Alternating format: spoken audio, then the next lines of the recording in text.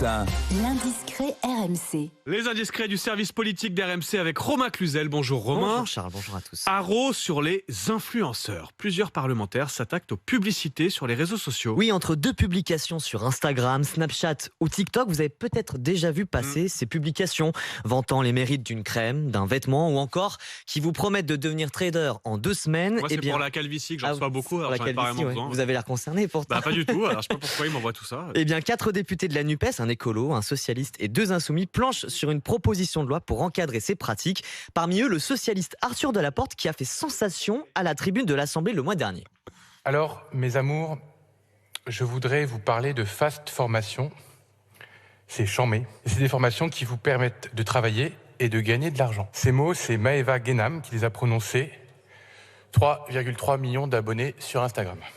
Cette vidéo, elle a été retweetée par Booba en personne. Le rappeur a mis la lumière sur les influenceurs cet été, ou plutôt les influx-voleurs, comme il les appelle. Parce que les dérives sont nombreuses. Arnaques, produits jamais livrés, voire dangereux pour la santé, pub pour de la chirurgie esthétique. Les députés racontent avoir découvert un autre monde. Aurélien Taché, l'un des députés en pointe sur le sujet, compare la situation à celle des sites de paris en ligne. Il y a quelques années, les jeunes de quartiers populaires sont les premiers visés et les premiers arnaqués, dit-il.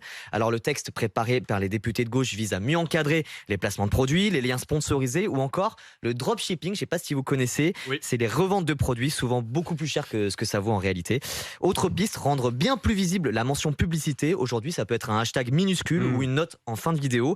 Le texte doit être déposé de façon imminente, peut-être avant la fin de l'année, et pourrait être débattu lors de la niche parlementaire socialiste prévue dès le mois de janvier. Mais il n'y a pas que Booba qui surveille cette question de très près, il y a aussi le gouvernement. Oui, depuis quelques semaines, le ministère de l'économie réfléchit aussi à travailler à un meilleur encadrement pour les influenceurs. Bruno Le Maire lui-même dit en faire une priorité absolue de son ministère. Aurélien Taché, le député écolo dont on parlait tout à l'heure, a d'ailleurs rendez-vous demain avec Olivia Grégoire, la ministre en charge du commerce.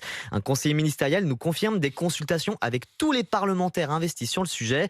Il faut dire que les questions sont nombreuses. Comment faire appliquer la loi à des influenceurs qui postent depuis l'étranger? Et même, comment définir qui est influenceur ou non? Les députés de gauche veulent par exemple proposer un seuil d'abonnés pour créer un cadre à leur charge. À partir d'un certain nombre d'abonnés. Voilà. Alors vous, avec vos 7000 abonnés sur Twitter, peut-être que vous pourriez être concerné, Charles. Ah oui, bon alors je vais arrêter de vendre mes produits. Exactement. En tout cas, Aurélien Taché espère trouver un accord avec le gouvernement. C'est un sujet qui doit faire consensus, abonde-t-il. Voilà une thématique qui pourrait réconcilier, même le temps d'une story, la NUPES et la majorité. Bah oui, peut-être que Bruno Le Maire et Booba vont s'unir dans ce combat contre les influx voleurs.